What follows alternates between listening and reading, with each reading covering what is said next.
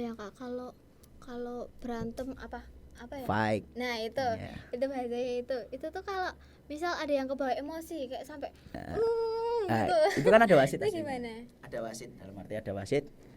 Terkadang memang wasit bilang henti baru ditendang, itu aslinya nggak boleh, itu pasti emosi pasti. Jadi itu kejelian official sih, kayak kalau misalnya kamu tanding saya officialin kamu, itu kamu emosi pasti kan ada babak pertama babak kedua gitu. Nah ketika babak pertama misalnya kamu emosi, saya tarik, babak kedua saya bilangin kalau kamu emosi kemakan kamu sama permainan sana gitu. Jadi kalau main di gelanggang kuncinya jangan pernah emosi. Kalau memang emosi saya pasti diem, karena kita yang nggak bisa ngatur orang itu emosinya ya. Sehebat-hebatnya pelatih itu kalau udah emosi ya kita mau bilangin A B C, kalau dia nggak maunya A ini ya nggak bisa gitu. Begitu ta. Keren. Keren sih asli. Karena banyak sekarang atlet-atlet yang emosi ketika digunting dia ketinggalan poin.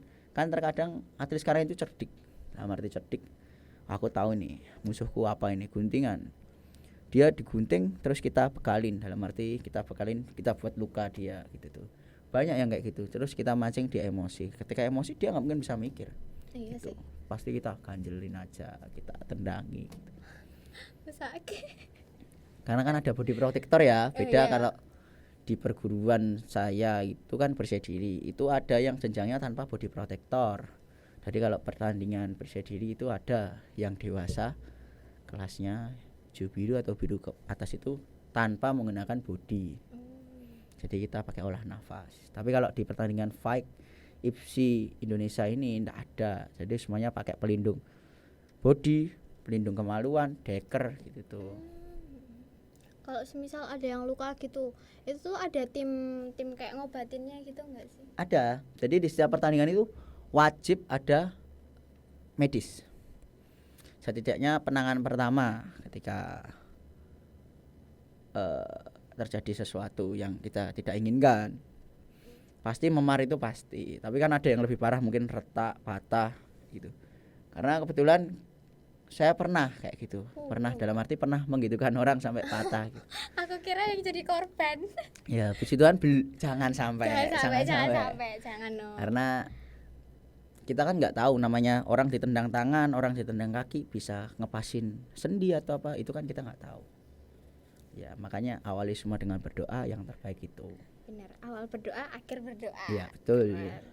Kalau kayak gitu tuh langsung dilariin ke rumah sakit gitu nggak Kak? Iya betul. Kalau misalnya retak atau patah, otomatis di situ itu tetap ada ambulans stay. Biasanya relawan atau dari mana itu pasti bawa ke rumah sakit langsung biar diobatin. Dan itu, nah ini resiko pesilat, tidak ada tanggungan dari pertandingan.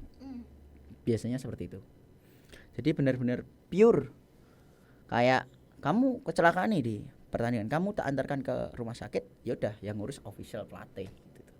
Itu tanggung jawabnya di pelatih. Makanya apa yang dari awal tadi, kalau kamu udah nggak niat, lebih baik tak close, nggak tak tutup langsung, nggak usah datang lagi. Nah toh nek kamu datang lagi itu hakmu dan nggak mungkin tak jadikan, karena resikonya di situ. Kalau terjadi apa-apa bukan orang tua kalian nuntut di pertandingan, tapi orang tua kalian pasti nuntutnya ke pelatih. Kan gitu toh. Iya. Kak Kris pernah nggak dapat kasus yang kayak gitu tuh? Untuk sampai patah itu jangan sampai lah ya, tapi kalau untuk ankle, memar itu pasti ada. Kalau di silat bersih diri itu kan ada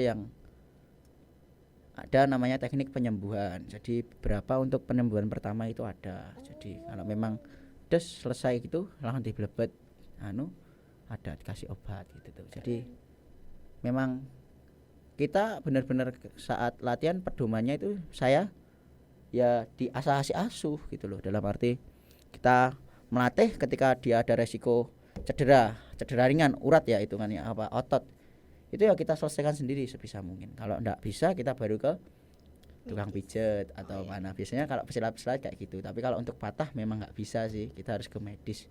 Tapi ya puji Tuhan jangan sampai terjadi. Jangan jaga. Betul. Nggak boleh kebawa emosi. Ya, karena kalau emosi udah ketendang sedikit gini aja Ya musuh saya itu dulu nyempelekan saya, sininya masuk dan dia sekarang masih hidup. Wow. Jadi yang kan ciri khas saya itu kan di bantingan. Jadi ketika saya banting dia nepak atau gimana gitu. Babak pertama itu baru selesai. Ya saya takut, itu baru pertama saya tanding, tahu-tahu udah kayak gitu. Makanya saya sekarang sedikit ngerem. Karena mau gimana pun dia itu tetap teman saya di luar. Iya. Di tengah gelanggang kalian jadi musuh. Di luar gelanggang saya usahakan saya udah jadi teman lagi. Ya tetap mikir kan kalau udah kayak gitu. Makanya lebih baik kalian kalah cantik daripada kalian mainnya cantik ya, daripada kalian kalah konyol kayak artinya Iya. melukai atau Iya. anu, saya nggak suka kan. Kekerasan Iya, tetap kekerasan dong kan tanding. oh iya ding, tapi ya pakai otak gitu Ya, kan, kekerasan. karena kita nggak tahu kedepannya orang itu mau jadi atlet terus kalau patah kedepannya gimana. Kan banyak pesilat-pesilat sekarang yang di mindsetin pelatihnya, ketika kamu kalah nih bekalin dia biar ada kenang-kenangan gitu. Lah itu kalau ke saya menyarankan jangan. Tapi kalau itu hakmu, kalau kamu mau ya silahkan. Dia ada pembekalan gitu loh. Kalau misalnya banting ditarik gitu, kita masuki pukulan di leher atau di apa kan nggak tahu. ngeri. Ya tapi kalau untuk Semanila ini, di atlet Semanila ini memang saya bekalin untuk kamu harus jadi juara. Gimana caranya? Dengan cara murni pure. Sport terus gitu ya. Betul. Jadi sport system gitu. Iya. Oh ya kak, kalau pencak silat sendiri itu pernah mewakili nama sekolah nggak sih, ikut pertandingan gitu, bisa diceritakan? Kalau pertandingan resmi dari sekolah itu kan ada Popda. Tapi setelah saya megang di pencak silat SMA, kita berani nih untuk ngikutin pertandingan open dan kita difasilitasi oleh sekolah, dalam arti fasilitasi semuanya dari pemberangkatan, pendaftaran, makan itu difasilitasi sekolah. Kita pernah di pertandingan di Jogja, Pekalongan, terus terakhir ini kemarin di Solo ini di padepokan saya. Ya baru 3 itu sih, mungkin kedepannya mau ikut mana lagi gitu. Sama di AUB kemarin ada di GOR AUB. Dapat kejuaraan semua? Puji Tuhan setelah saya bawa, ya bukan setelah saya bawa ya, mungkin ketekunan adik-adik mengikuti pertandingan open itu tidak pernah tidak bawa pulang juara. Wah keren. Puji Tuhan setelah beberapa kali mengikuti pertandingan terbuka, terus pertandingan Popda kemarin ya kita dapat juara 3, walaupun hanya juara 3 itu, tapi menurut saya suatu kebanggaan. Bangga banget. Tuh.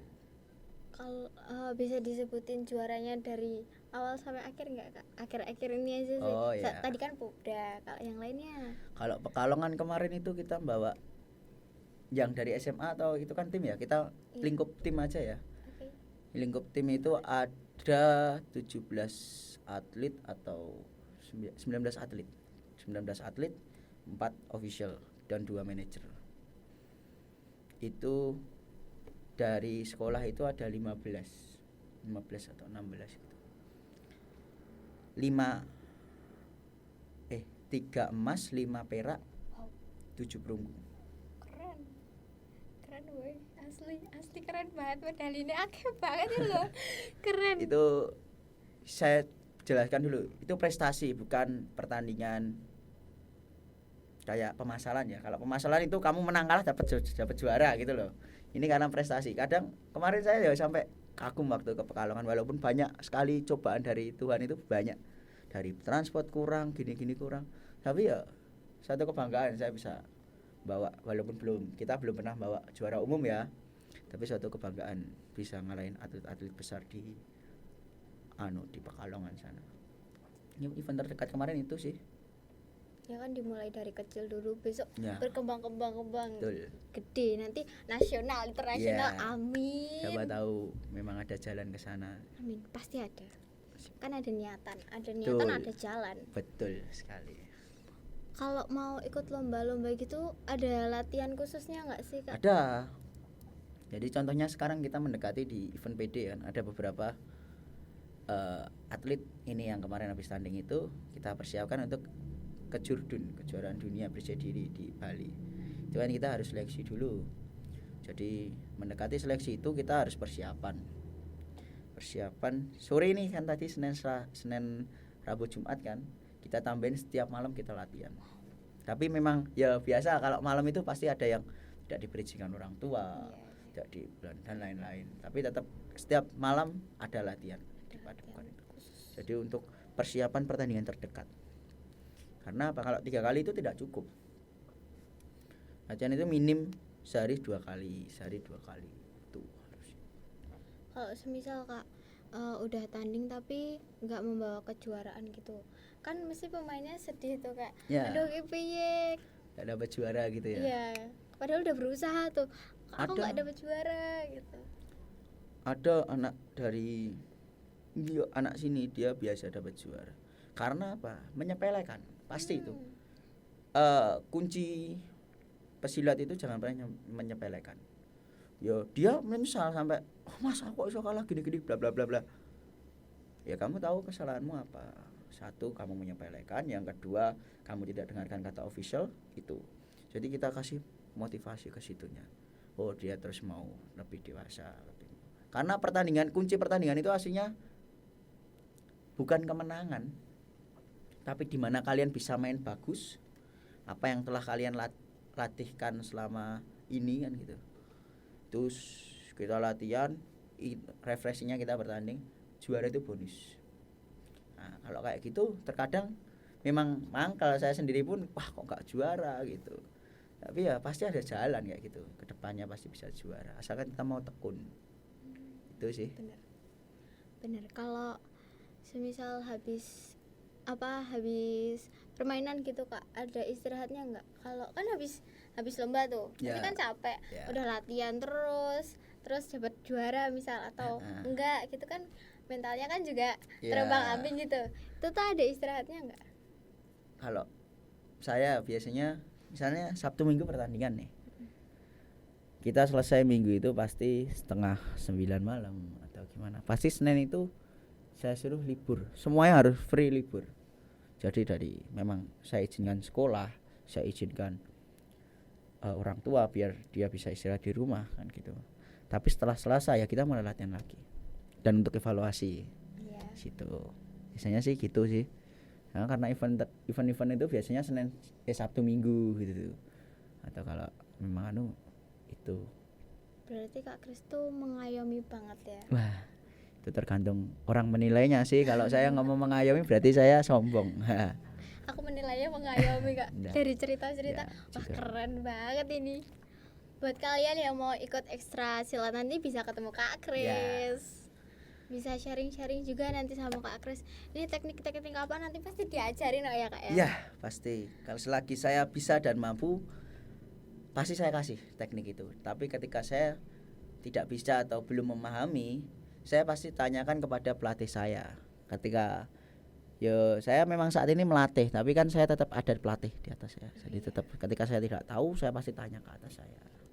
Gitu. Lebih baik bertanya daripada sesat di jalan. Betul. Daripada kamu di gelanggang jadi bahan samsak. Oh iya aduh Banyak takut. yang kayak gitu nggak mau nendang karena nervous gitu. Kena tendangan dia jadi samsak. Gimana? Karena dia nggak mau bertanya, Mas aku ki jangan pengen tekok. Waktu di luar dia tanyanya. Ya udah terlanjur kan semua itu. Makanya malu bertanya, susah di jalan itu pasti.